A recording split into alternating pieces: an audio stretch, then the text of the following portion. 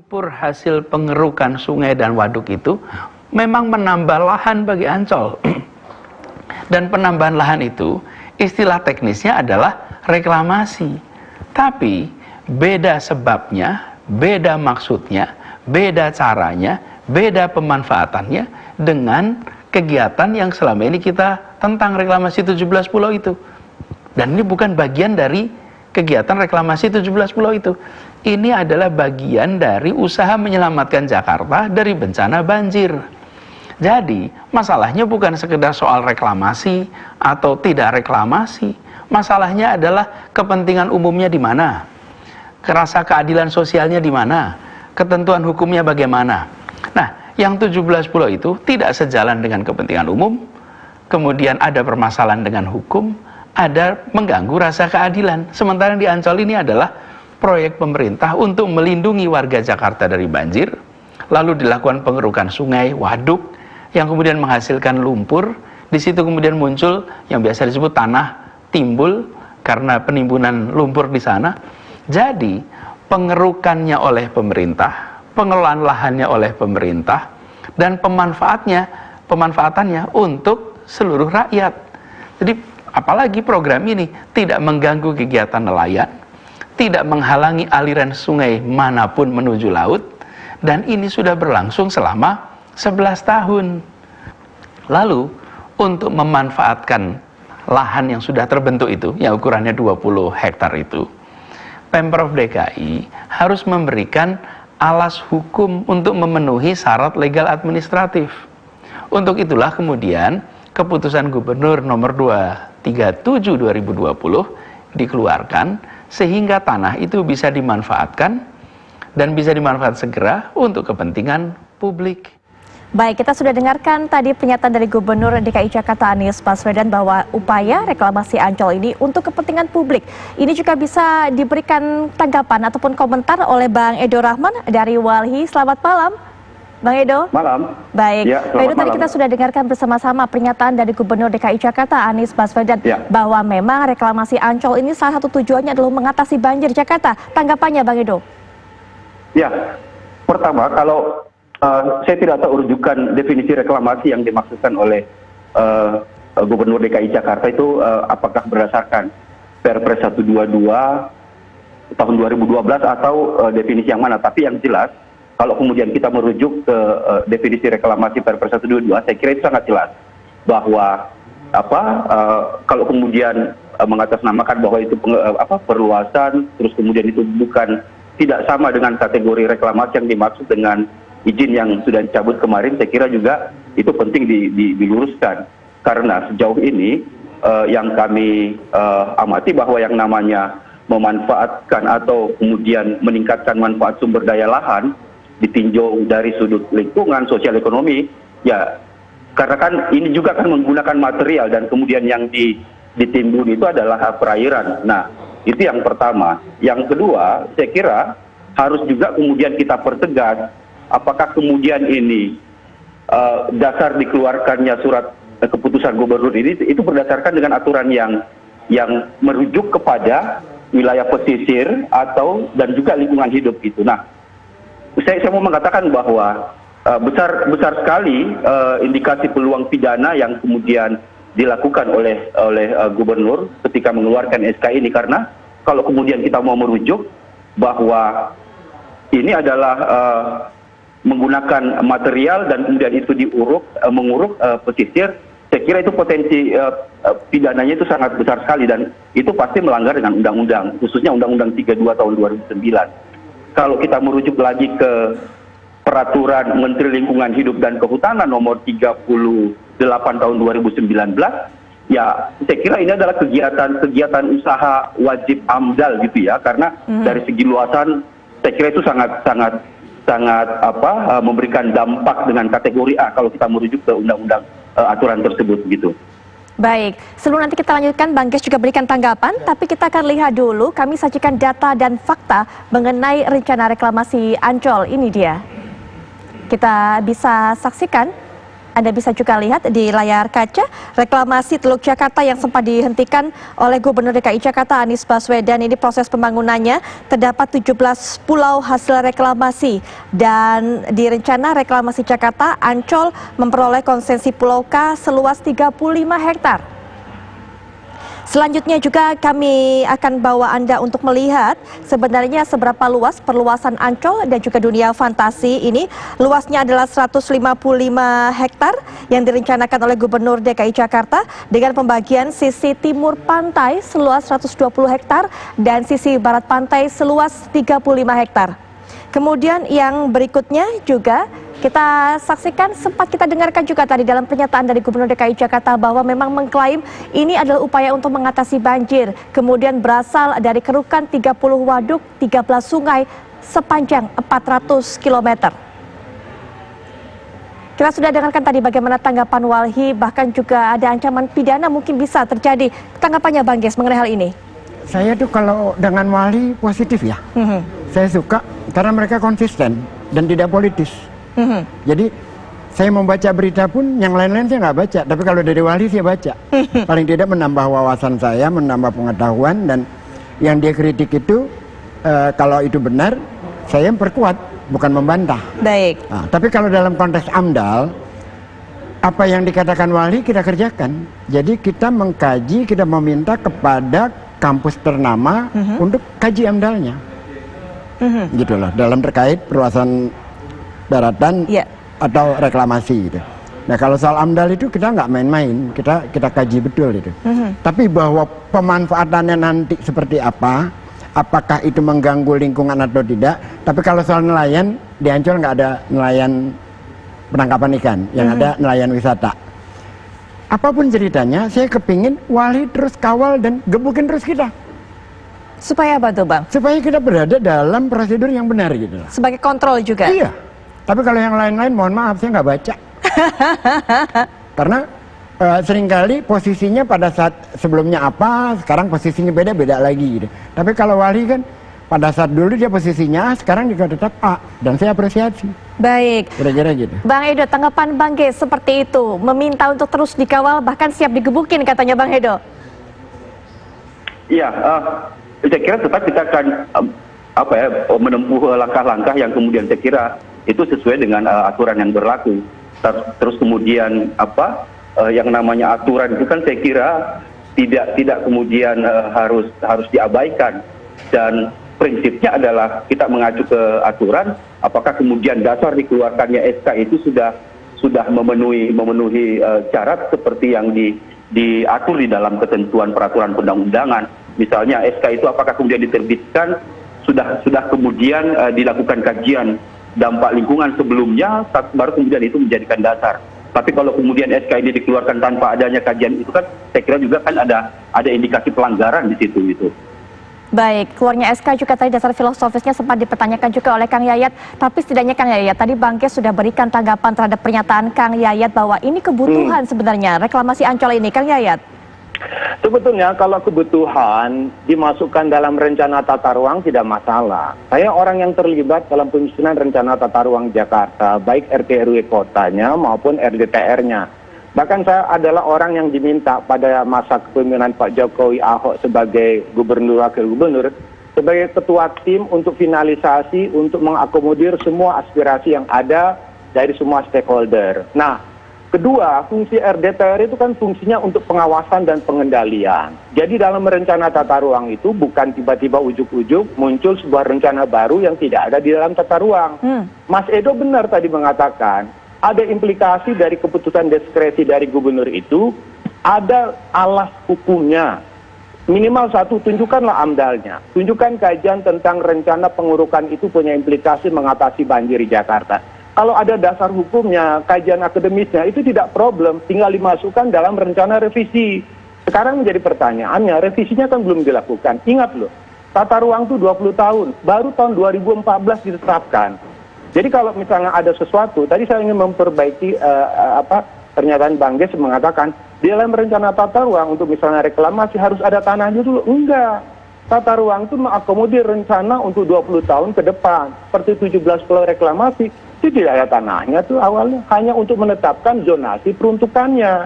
Jadi undang-undang tentang kawasan pesisir itu sudah menjelaskan bagaimana kita memanfaatkan pulau-pulau dan kawasan pesisir itu dengan zonasinya. Kemudian juga undang-undang tata ruang juga mengamanatkan itu. Kalau Pak Anies berniat baik, semua orang mendukung, tetapi niat baik itu jangan sampai melanggar aturan hukum yang dibuat oleh Pemprov. Ingat loh, ada pasal 73 Undang-Undang Penataan Ruang mengatakan siapa pejabat yang menyelenggarakan penataan ruang yang memberikan izin pada kegiatan yang tidak ada di rencana tata ruang itu bisa kena sanksi 5 tahun dan sanksi besar hukumnya 500 juta.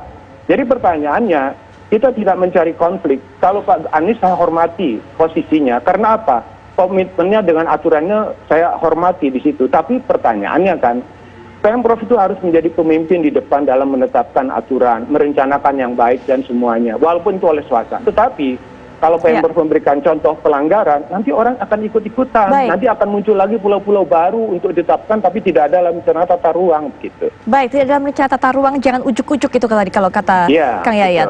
Ya kan itu nanti dibahas di DPRD, perubahannya dan lain-lain itu akan dibahas semua di dalam DPRD. Tapi kalau yang sekarang ini kan memang baru keputusan untuk izin perluasan.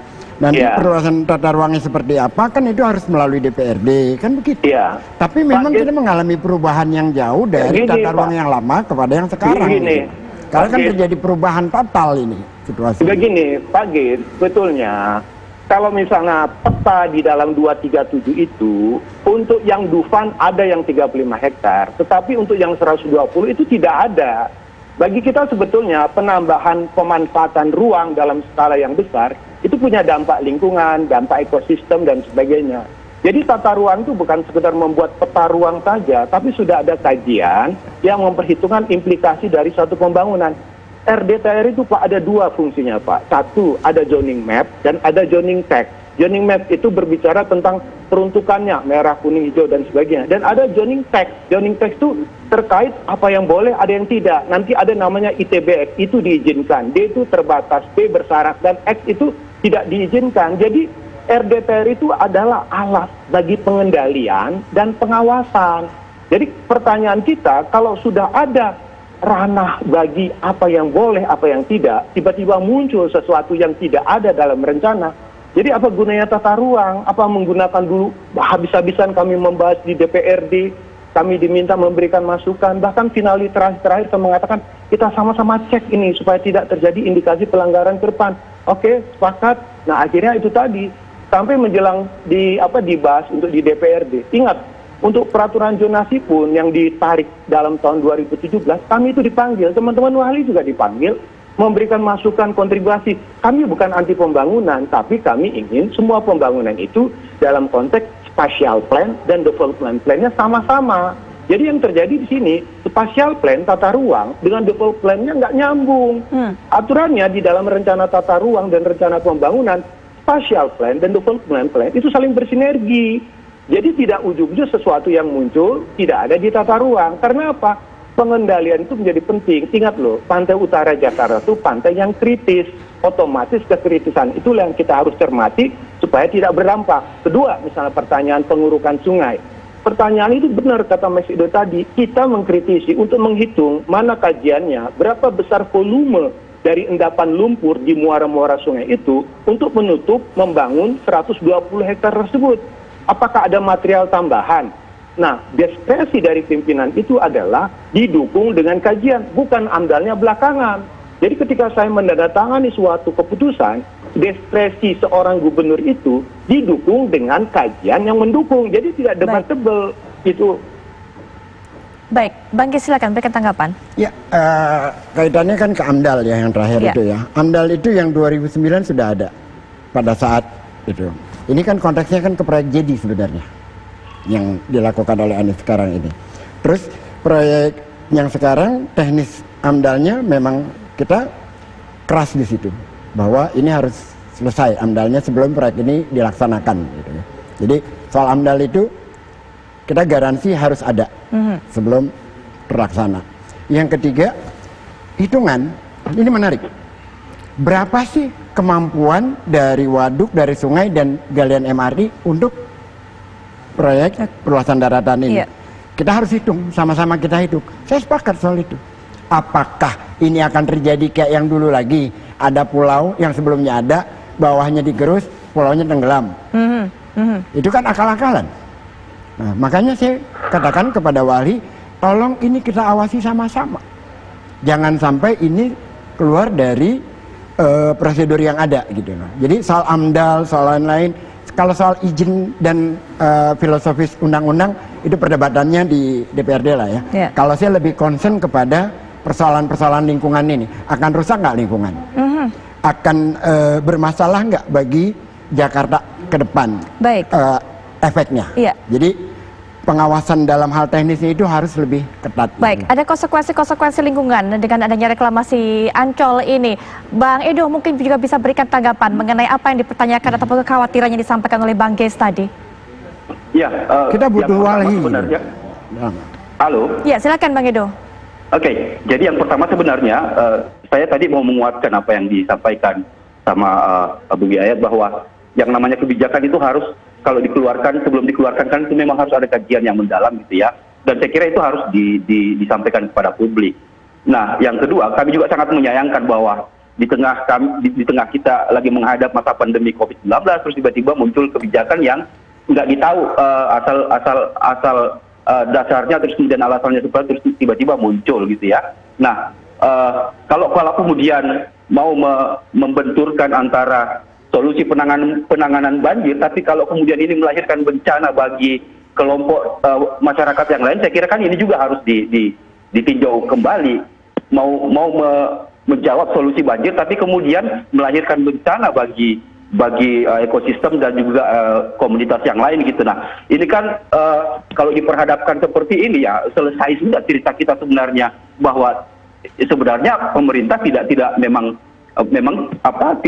peduli dengan keberlangsungan ekosistem, soal lingkungan hidup dan seterusnya. Nah, yang saya mau katakan begini, bahwa kebijakan yang dikeluarkan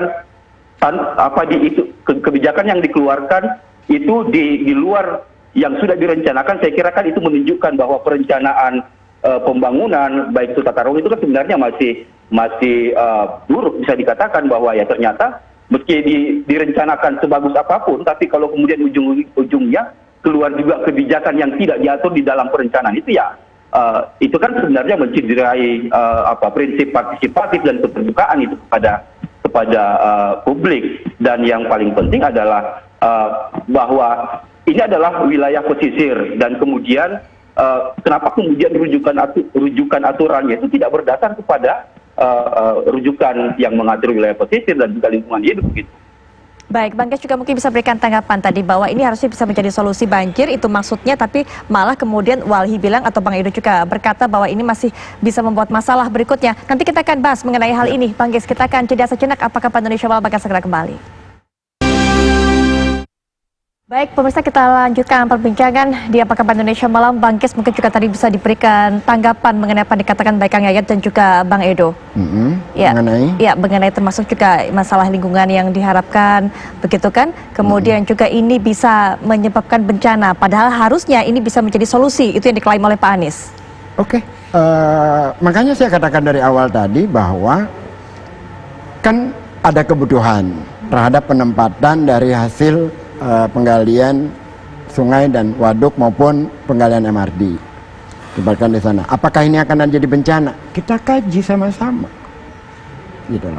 Makanya saya katakan kita perlu wali, kita kaji. Tapi kalau soal AMDAL-nya ini jelas kita lakukan, bahkan dengan beberapa universitas ternama yang punya kompetensi untuk hal reklamasi dan lingkungan. Itu kita kerjasamakan karena kita tidak main-main dalam soal itu. Yang saya problem adalah pada saat pelaksanaan teknisnya, apakah benar jumlah kebutuhan kita sesuai? Apakah kita tidak nanti menguruk pulau? Baik. Itu harus diawasi sama-sama. Itulah. Yang kedua, bahwa apakah sesuai janji terhadap ini benar-benar untuk publik? Apakah ini hanya main-main aja yang nantinya untuk properti seperti yang sudah-sudah? Saya cenderung sekarang dalam prosesnya iya untuk publik. Kan ada kemungkinan berubah. Kalau itu menyangkut kepentingan kapitalisasi perusahaan, nah dari sekarang diawasin dan harus jelas, tegas. Peruntukannya benar-benar untuk publik. A untuk Museum Rasulullah, B untuk Kampung Nelayan, C untuk ini, B untuk ini. Jadi harus jelas, tegas di dalam pelaksanaan ke depan.